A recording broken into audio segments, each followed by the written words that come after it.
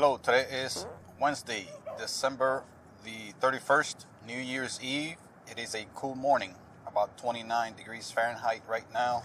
I would like to today record the much anticipated and awaited book.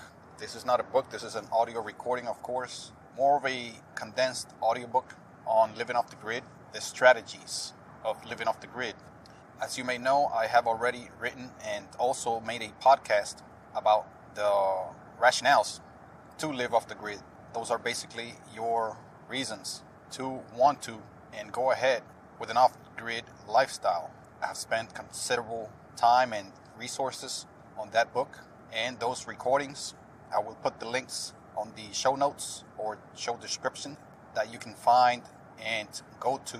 That would be a precursor to this recording. So I would highly recommend you go there and read or listen to that book, which is, again, Living Off the Grid, the rationales. That's book 1. So to begin, I'd like to just explain what this part of Living Off the Grid is all about, this recording, this book. These are basically, again, the strategies to an off-grid lifestyle to actually live off the grid. These are some steps, not all of them, of course. That would take a lot longer than this recording will be. But these are basically some of the strategies that I have thought about and also practiced over the last 10 years or so. Again, many of them are lived experience, practices, actions, decisions, trials that I have done over the years.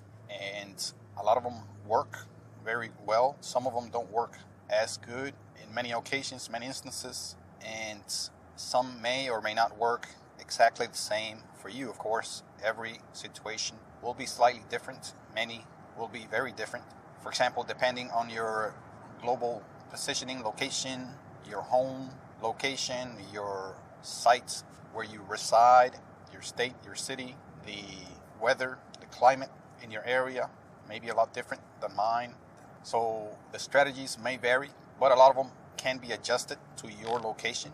And I will try to also include several scenarios, locations, several situations, especially when it comes to weather conditions. So again, these are some strategies to actually live disconnected from the very harmful and abusive utility services that I have mentioned in the past, which are connections to your water service, connection to your food service or sources, connections to your energy, the providing of shelter, and also telecommunications. I will focus on those mainly because those are the most costly and therefore harmful, not only to your finances, but I believe to your health, to your freedom, to your likings, meaning your preferred way of life, the preferred things that you would like to be doing, are all hampered, are all harmed, I believe, by these connections, many of which are forcible, against your will, compulsory. All of these connections, many of them, most of them, I believe, can be attained freely, not only freely as far as cost, but also with your full control and will, without your will being forced or being cornered, being highly manipulated by the entities, I call them the entities that provide these services. And I will go through those. I have gone through those in depth as far as what those entities are, what services they provide, and how their services and the cost for these services are abusively high, not only high, but abusively so, and they again are harming your finances, your freedom of choice, freedom of expression, even your physical freedom. They, at the very least, curtail your physical freedom, the freedom to do exactly what you want with your time, with your resources, with your efforts, your money. They don't only curtail that, but they manipulate and force you to basically enslave yourself economically at work as a wage slave to provide those entities with a huge amount, a huge percentage of your wealth, your resources, your funds, and not only that, but your time.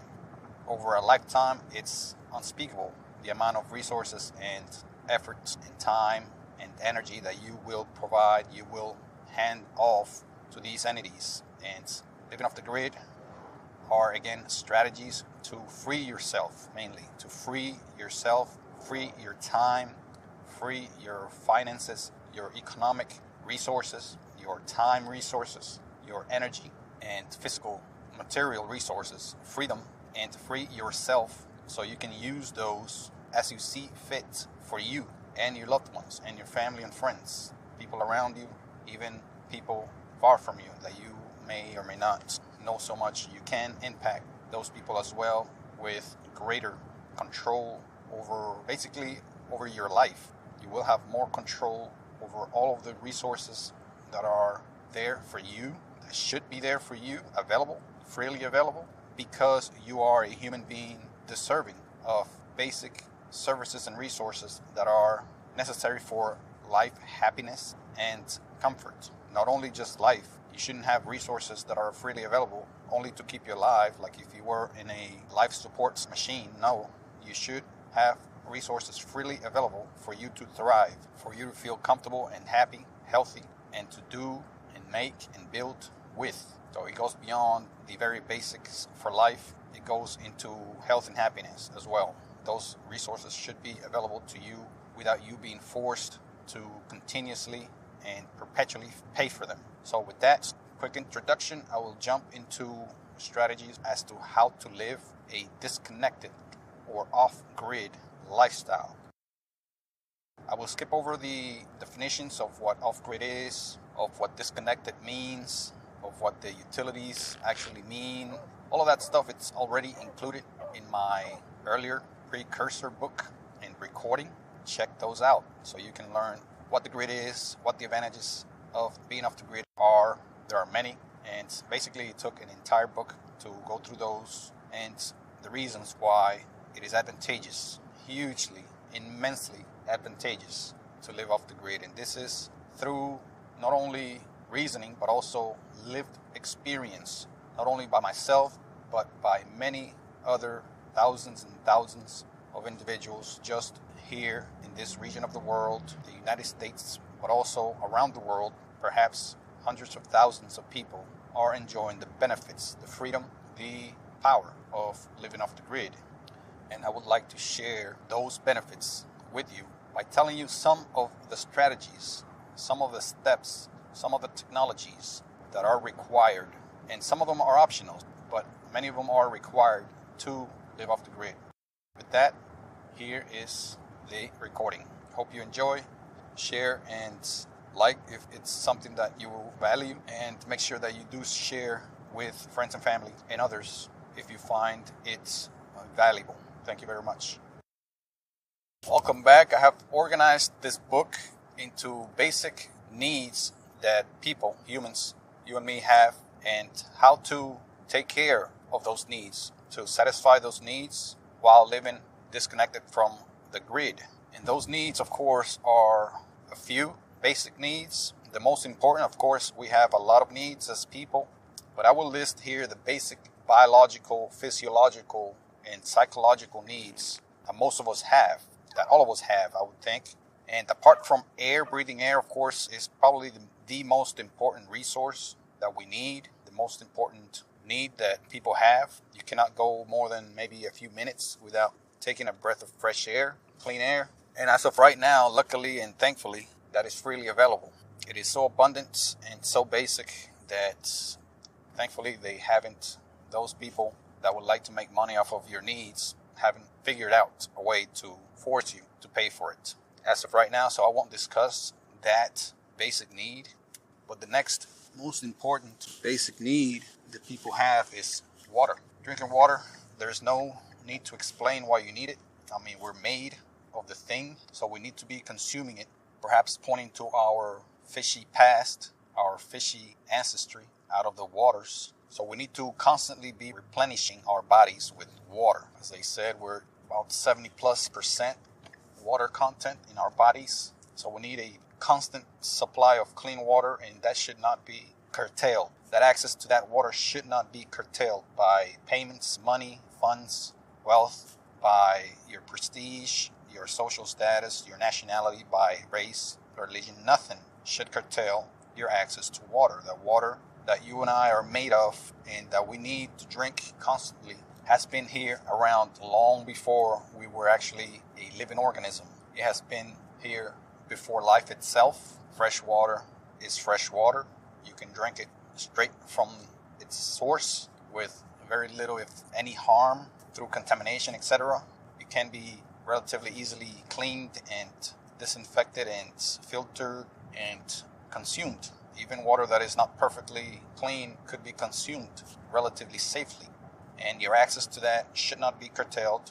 It was, up until not too long ago, something that should not be charged for as a custom, basically as something that most people agreed with. But now that has changed. Water is considered now a commodity to be bought and purchased, especially here in places that have modern economies that have evolved to sell just about everything, to block access to it by selling it to the people that have the necessary funds to buy it, basically curtailing it, limiting it to only the people that have the funds to buy it. So you're cutting out whoever doesn't. And that is not only immoral, but sinful if you want to bring in religion and faith and all that. However, we have gone away from that. The merchants are in the temple, and they are selling basic life-giving needs such as water. And unfortunately, our access to water is even more limited, especially that of clean water. Those have been given away basically by our governments to multinational or large, bloated, corrupt corporations such as Coca-Cola, Nestle, Pepsi-Cola, and others. And those companies pay very little for large amounts of water, access, and to rights to basically sell it to you, while most of us, just mere residents, citizens, are curtailed, very heavily curtailed, even forbidden from taking water from bodies of water, natural bodies of water that people have nothing to do with, meaning that they have not built or made lakes, rivers, ponds, and underground wells or underground pockets of water, reservoirs. Those are largely off limits, especially in areas throughout the modern world. And that is outrageous. If you ask me, it's unspeakable. And we must demand to have the right to access that water, that life-giving water. You should not have to have a job and an income to live. Not having a job should not be a death sentence. And you should not have to depend on others that work and have an income to live. That's not only sinful, but immoral and outrageous in all kinds of ways. Think about it for 3 seconds. If you have any kind of reason, you will come to the same conclusion. You should not be sentenced to a death punishment because you cannot work and make an income. There is a repertoire of reasons why people will not, could not, and choose not to work and make an income. You may also work without an income. You may also work with very little income. You may also be exploited and get barely enough to where you can barely purchase even life-giving water. And that should not be a limiting factor, your income level or your ability to make an income to begin with. Again, if you think about it for 3 seconds with half of a brain, you will have to come to that conclusion. Otherwise, you are basically an ogre, a pig-headed, psychotic, crazed, sick monster that has no kinds of sympathy for any other person. And unfortunately, our modern economies are filled with these people where they have zero care to what happens to the next person, their neighbor, and they hoard and charge for everything they can so they can get a Maserati or a 6-bedroom mansion or a pool in their backyard. Greed has no limits, no bounds, seemingly, especially here in the Americas. So the first strategy to living off the grid with your water resource is to collect it, to gather it, to, as they call it, harvest it from nature. First and foremost, direct way to harvest water is through rain. Of course, rainwater is among the cleanest. It goes through a filtering process naturally when it evaporates and falls back to earth, especially if you live away from any kind of polluted city. Rainwater is the most clean source you can have. Rain falls throughout most of the habitable places on earth. You can collect it with simple items such as buckets, holes in the ground that collect water. You can collect them with just about any item that will hold water, that is watertight. You can expand on that, make the collection area of your water collector a lot larger, a lot more covering, that collects a lot more rain in less time, collects more water. If you live in an area that gets little rain, that's exactly what you want to do. You want to collect as much as possible in the short time that it does rain. And you could get intricate, you could stay simple, you can stay basic, and you can be very advanced. You can collect water from your home's roof through a gutter system to channel that water to a huge or large or even a medium-sized bucket tank. I myself had a 2,000 plus gallon collection tank, and I channeled my roof water, runoff water from the roof via a gutter and some piping right to that water collector. It stayed full. This area gets plenty of rain, and you can do the same. You can do something less, a lot smaller, collect less water. I collected too much water to where I was not able to use it because we do get enough rain here throughout the year in this area in the southeast US. And again, you can put out a bunch of 5-gallon buckets in one area, maybe about 10, 20 of them, open them up when it rains, and you probably will get enough water for weeks to months just with that one rain instance and collecting of that water. You can treat the water with basic chemicals such as chlorine, Clorox. 8 drops per gallon of unscented bleach. Look that up online, see exactly what the treatment level is, the treatment strategy is with chlorine. You can treat it with other chemicals. Of course, very little chemical is needed because, again, you will be consuming that, so you don't want to overpower or contaminate that water with a bunch of chemicals, with a larger amount of chemicals. So you got to be very careful not to put too much chemical. You need just enough chemical to keep bacteria at a low level in that water so it can last a long time. Make sure that your containers are extremely clean as possible, and make sure you collect the water in an area that is not polluted by air pollution. Of course, when the rain falls, it's going to collect whatever pollution's in the air and stay in the droplets, and that's what you're going to be drinking. Of course, there are other strategies to cleanse that water, to filter that water. A simple filter could be just a cloth filter, just a piece of cloth, and just run the water through it and put it in a container as it goes through it. Of course, you would have to clean that piece of cloth. Several layers probably would be better, most likely will be better than one. The type of cloth, of course, matters, the thread count, how small the items that could pass through are, and of course, they got a repertoire of different types of filters that you can purchase. You can get with basic items. You can just have a sock or a few socks as a filter. You can have a few cotton t-shirts as a filter. You can get a lot more intricate and spend some funds and money on very advanced filters made from some stones or minerals. Salt is a good filter, I believe. Also, some minerals, like some stones, are good filters. So find out. There's too many types of filters to go through. There are also filters you can purchase, available from your local store, hardware store. Walmart, Home Depot, Lowe's, Ace have pitchers that you can filter water with. Of course, you have to spend money on the filters, but even then, even when you spend money on filters, it may be a lot less than spending money on a water connection. Cities and municipalities have found ways to charge very high prices for water, and they have been allowed by your government to do this. And there's very little most of us can do other than just petition and hope for the best with the way your government makes decisions. So the next best thing is to just cut off and not get a water connection, a utility water connection, usually from your city, your county, your municipality. And again, those are pretty high per my experience and per reports, very credible reports. I have put some of those in my last book about living off the grid, book 1, The Rationales. And per my experience, I remember paying hundreds of dollars every few months. I would say over $100 per month. And this was years ago. This was about close to 20 years ago now.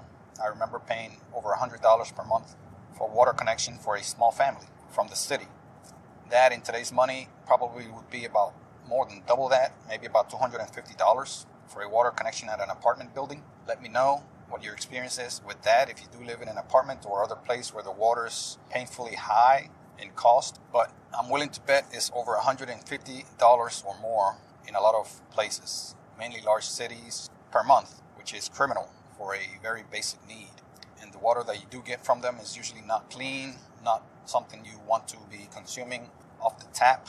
It still needs to be filtered and treated before consumption. So a lot of people choose to just buy water, thinking that it is somewhat better or a lot better. But in fact, most of the water most people buy is straight from the tap as well. Maybe filtered, but straight from the tap. Like bottled water you get at Walmart and Kroger and other supermarkets is mostly from a tap somewhere and slightly filtered afterward. So don't think you're drinking pure water from those places. The next strategy for water being off the grid is to collect water from a body of water, meaning from a pond or lake or from a river. You can pump it out of those places right to your container, right to your home if you live close to one of those bodies of water. You can pump them manually. They have manual pumps. They have motorized pumps, electric or motored, meaning with a small combustion engine. Mostly electric is probably the best way to go. They have many quiet, durable battery pumps. Look them up online, and you can pump water out of those bodies of water. Of course, the water may not be completely clean. Some may be clean enough. So do some testing, check it out, do some trials, drink a little bit, see how you feel. Check the water out with a magnifying glass, look for particles, moving organisms. You may want to boil your water before consumption to kill off most of the living organisms that may be in there. You may want to filter your water, of course, before drinking it, especially if you get it from a body of water that has been collected there over time, usually sometimes with no flow. That's just a recipe for collection of contaminants. The bodies of water, especially in low places, especially around cities, are likely contaminated with motor oil or one of the many fossil fuel contaminants that are always on roads, on cities, on driveways, on the ground that's spilled from vehicles and other sources. They will eventually run into these water collection points in low-lying areas, ponds, creeks, rivers, lakes, and you can a lot of times see those with a film of sheen on the surface of the water, multicolored sheen, shiny surface. Stay away from that if at all possible. There may be ways to filter that out, clean it out, but they're quite costly and expensive, and you may not get all of it out of the water. So if you see contaminated water with films of oil, motor oil, and other types of contaminants, mold and foamy film on top of it, or crawling with life forms, you may want to leave that water source alone. Go to the next one. You can pump water out of these cleaner bodies of water and collect them in containers, whether it's tanks, bottles, containers of some sort. Make sure your container is, again, clean, durable, and preferably made of plastic. Plastic is many times tough and light, and it doesn't rust. There may be some metals that are suitable for collecting water, like aluminum and other metals such as brass or whatever else you may have available. Copper, maybe, as long as it is clean and also is spill proof, relatively safe to carry around and to store. Again, stored water should be treated, especially if it's not absolutely clean. Look for treatments, directions, options, and recommendations to make water potable or drinkable. Another option is to truck water in. If you have a pickup or any other kind of truck, you may go out into a body of water that may be away from you, collect the water, store it in a container, bring it back to your place of living. That is an option, and then clean and treat the water as needed. And that'll do it for strategies on how to live off the grid with water. There may be others. Look for the ones that work for you, depending on the area that you live. Of course, if you live in the high desert, it's going to be a lot more challenging to find, get, store, clean, and use water than if you lived right by the river where it rains a lot, or if you live close to where it snows a lot. Snow is water. It's just frozen. You just get a pack of it and let it thaw out, and it should be pretty clean. It's just like rainwater, more or less. And it may need just minimal cleaning, filtering, and treating. So again, depending on your area, your conditions, the climate where you live, is how challenging or easy it may be to collect, harness, and access and use water. And don't forget to petition your community government if the water is abusively high. Of course, there are strategies to lower your water bill use less water. But even when you use less water, a lot of places, they still charge you about the same. So make sure that you petition and protest when water is abusively costly. We'll pick it up in the next episode with the next basic need, with strategies for it to live off the grid and maintain access and use freely to that need or resource. Thank you very much. Another resource that you absolutely need to live, and also you need free access to all the time, you should have free access to all the time, is food. Tell me the last time that you spent more than a few days without eating, and if you did, how ready were you to do just about anything to find food and get that food? Almost nothing would probably get in your way to get that food, gather that food, and consume that food when you really, really need it. If you've never been very, very hungry, you don't know how critically important food is. But with logic and learning, as you know, food is extremely needed for not only life, but also a healthy lifestyle.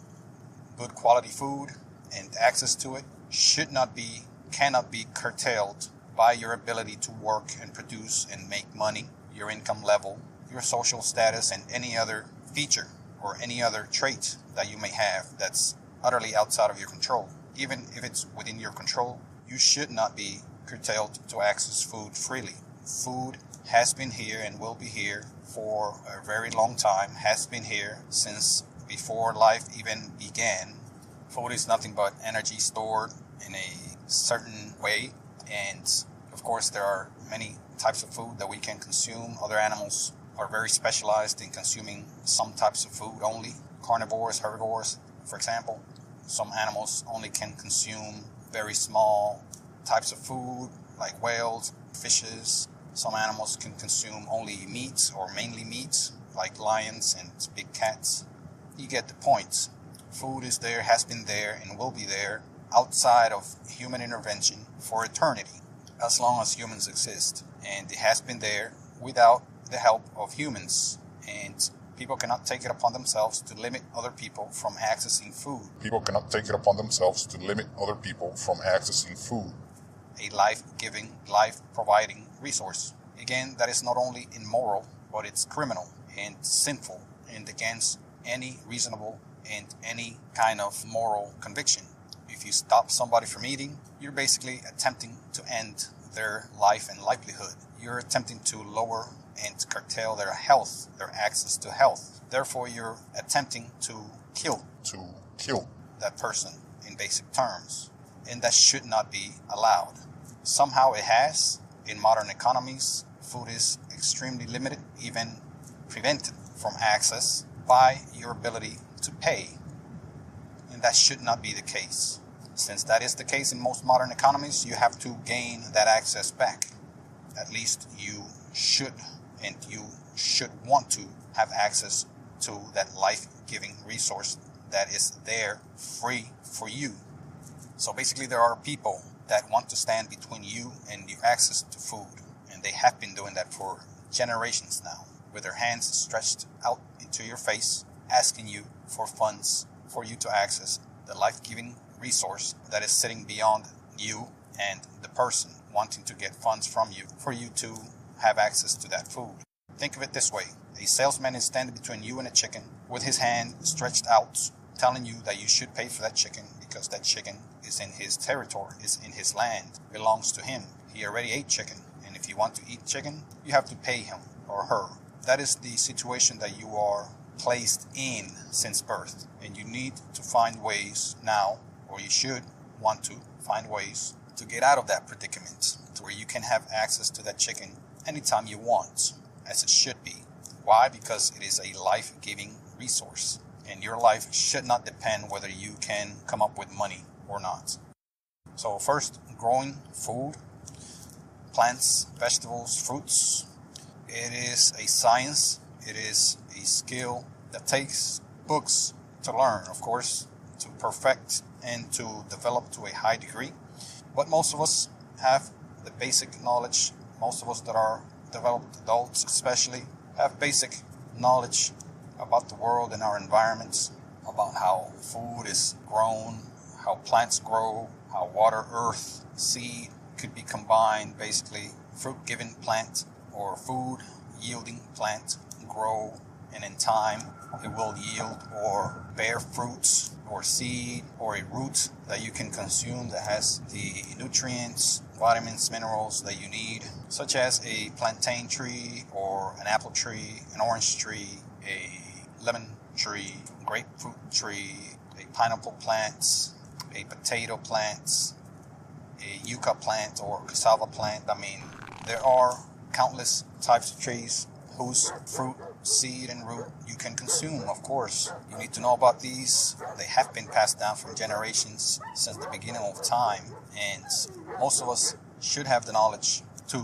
grow plants. Most of us live in areas suitable for plant growing, yet we don't take advantage of it because we simply don't have the freedom, the space. Most of us don't have the knowledge, are kept from that knowledge, are discouraged from that knowledge, and that is a travesty that should change if you are indeed in that predicament, which is not only dangerous but also unhealthy. And bonding, meaning keeps you in bondage or as a slave to those that know how to grow the food and charge you to grow the food for you. The same thing goes with farming animals, pigs, sheep, rabbits, chickens, turkey. You can farm animals as well. Goat, sheep, again, animals that you can eventually consume after you slaughter them or harvest them, as they call it. And you should have access to these two types of food, plant and animal, which basically constitutes agriculture. You can learn to a high degree, become an expert, a professional farmer, agriculturist, botanist. You can grow food on the ground, on the earth, on other materials, on water. You can grow plants in your backyard, in an empty field. There is a lot of places where you can grow food, not necessarily your own land or land that you have purchased or owned. So do consider that. You don't necessarily have to own the land. You can borrow it. You can grow in a piece of land where there is no one there watching or living it or constantly guarding it. Again, there are many areas of the world where people live that you can grow food, all kinds of food. Depends on the area, of course. Depends on the climate, the weather, the amount of rain and sun that area gets. So you should study that, become familiar with types of food that you can grow, how to grow them. Won't go into details on how to do that. Plant the seed in the ground, basically. Wait for it to grow and pick the fruit or seed or root once it's ready. It may take months to over a year, sometimes more than a year, 2 years, to harvest fruit or seed from a tree, from a plant, or a root. But it is a lot more secure than depending on someone else's goodwill and someone else's acceptance of your funds that may or may not be there. You can farm animals for food. You can farm animals in your backyard, somebody else's land, rented land, borrowed land, some open field, open land with no ownership. You can hunt animals that are wild, that are living in the wild, that need no farming. They grow on their own. They multiply and grow on their own. You can harvest and hunt those animals. Deer, boar, or wild hog. There are many, many wild hog here in the U.S. and other parts of the world that are basically fair game, sometimes year-round. And I hear it's okay eating. It is pretty good eating. So check it out. Also, preserving food is also a skill you must learn because a lot of times you have to harvest more food than the one you can consume right away, more food than the one that you can readily consume. So you have to, that meat that is now dead and not being maintained fresh, you have to conserve it, preserve it. There are many ways to preserve food. In the past, there used to be spices and salts that were used. Now in modern days, it's mostly through refrigeration, mostly freezing. And for that, you need energy. You need to have access to a freezer or at least a refrigerator. That takes funds, resources, and energy to have and to maintain. So I will go into that a little bit later on refrigeration. You can keep meat under ice, not necessarily all the way frozen, but cold enough so it can last longer than perhaps a few days. But freezing the meat solid through removing heat from it with a freezer is the best and longer lasting option as long as you can keep that freezer running, which now with electricity is something that is a lot easier to do. Maybe it may be something that you choose not to do because it is so energy intensive, but it is an option. You may preserve your food with minerals such as salt, and you may go back to ancient techniques of preserving food with cinnamon and other spices. You may choose to do that. Check it out, find out about it, see how it's done, what you need to purchase, what items, what ingredients, spices, etc. And you should be able to preserve meat, especially. The strategy to have fresh meat is not necessarily the best, but a good strategy, I would say, is to let the meat preserve itself. Keep the animal alive, whether it's farm animals or game, and slaughter it, harvest it when ready to consume, shortly before, maybe less than a day or two before. I have seen other ways to preserve meat is also to dehydrate it, to let it dry, and you may want to find details about how to do that exactly. But I believe cutting the meat in thin slices or steaks and letting it dry out in the sun, given that you do have access to sunlight, warm sunlight, is one way to dry out the meat. Again, minerals may help the dehydration process and the drying of the meat. So find out about those details and good luck preserving of meats. Same thing with vegetables. There are ways to preserve the vegetables. Best thing is to consume as soon as you harvest or collect the vegetables and fruits, or shortly after. Refrigeration is one option, energy intensive option, and drying it is another option. But also by putting spices may be an option. I'm not really sure about that one. But the best option is to consume as soon as you harvest or shortly after. This applies again to fruits and vegetables. Fruits may last a bit longer since many times fruit have a protecting layer that preserves the inside, like peel or skin, they call it sometimes. And you may keep fruit around for days to sometimes weeks with no problem. So check out the details on how to preserve food such as veggies, fruit, and meats.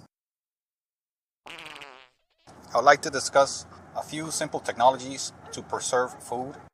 First of them is the icebox, which of course would replace a conventional refrigerator, electric or gas refrigerators. There are LPG or propane gas refrigerators out there, in addition to the conventional electric plug-in refrigerator. So an icebox is nothing but a cooler, basically a container that is of course watertight and insulated.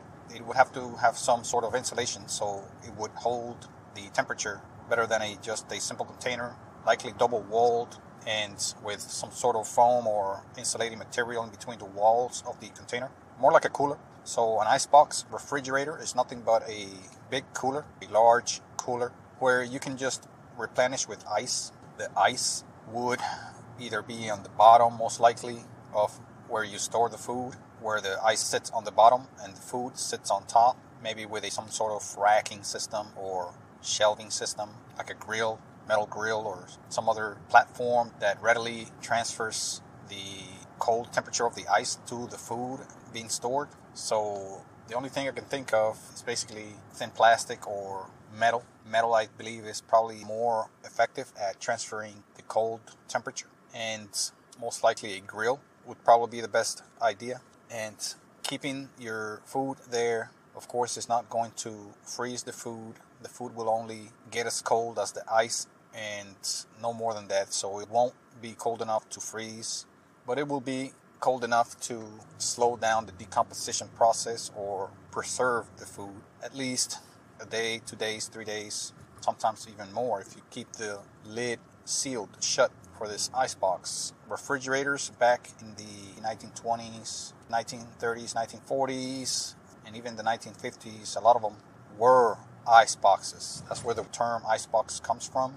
It's basically a refrigerator. Sometimes they did look like a refrigerator, sometimes like a chest freezer, but a lot of times with sliding or swinging door refrigerator, single door, double door, and they had ice within the refrigerator. That's why they called it an ice box.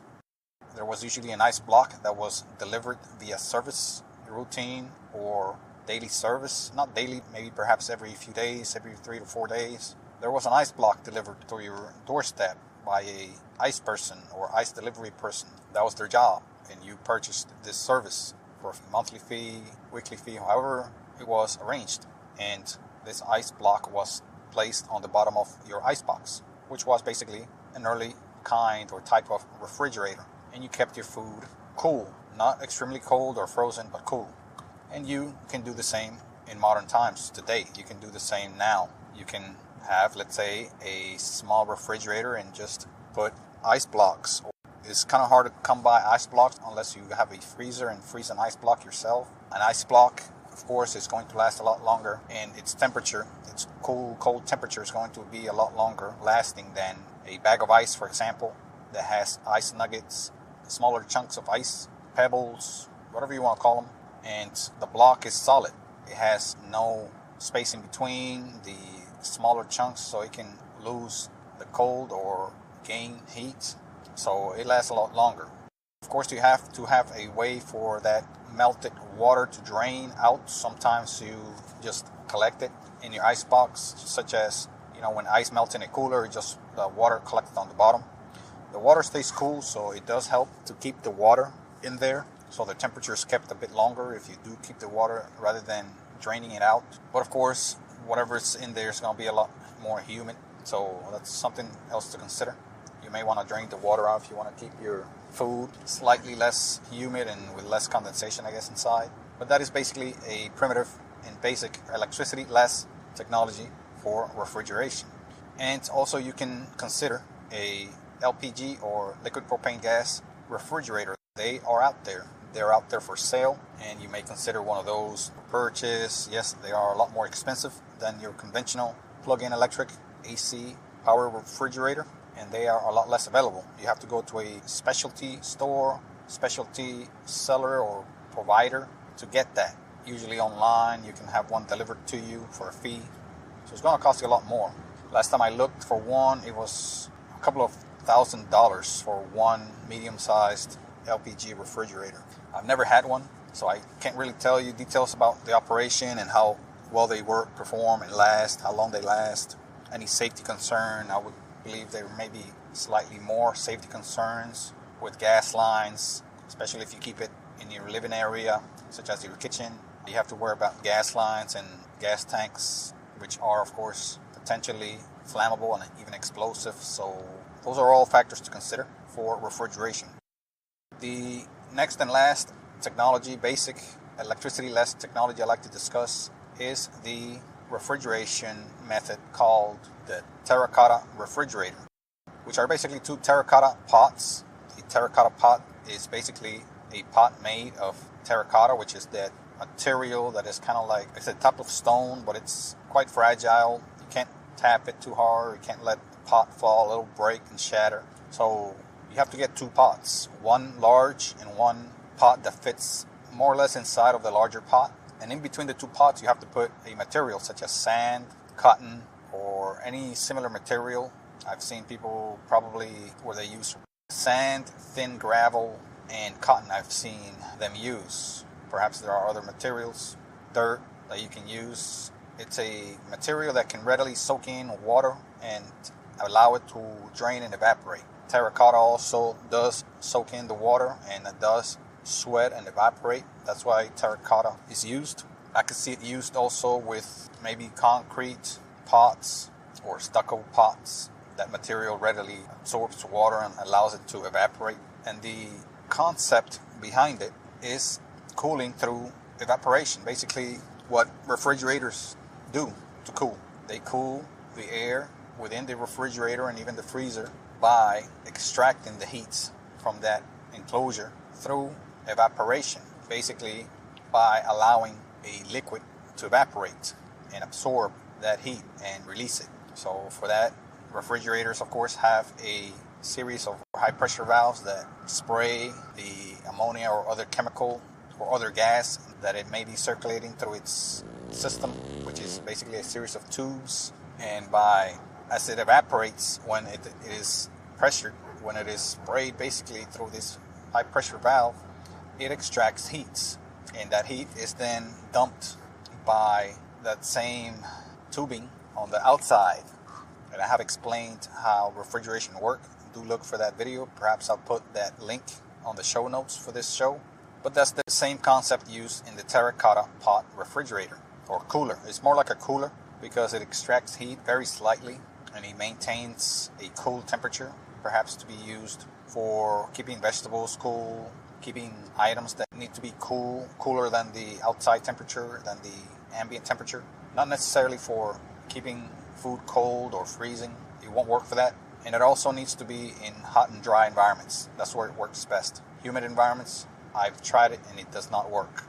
And this terracotta pot, of course, there's a larger pot that goes on the outside, a smaller pot that goes on the inside, and in between you put the material such as sand, and you place the smaller pot within the larger one with the sand in between, of course, and it's going to allow you to have a small space all around with sand where you can pour water in and soak the sand in with water. I would try different amounts and see which amount works the best and check it out. You can build it within minutes if you have the correct materials and the pots. You can put a lid on the smaller pot where you put the food.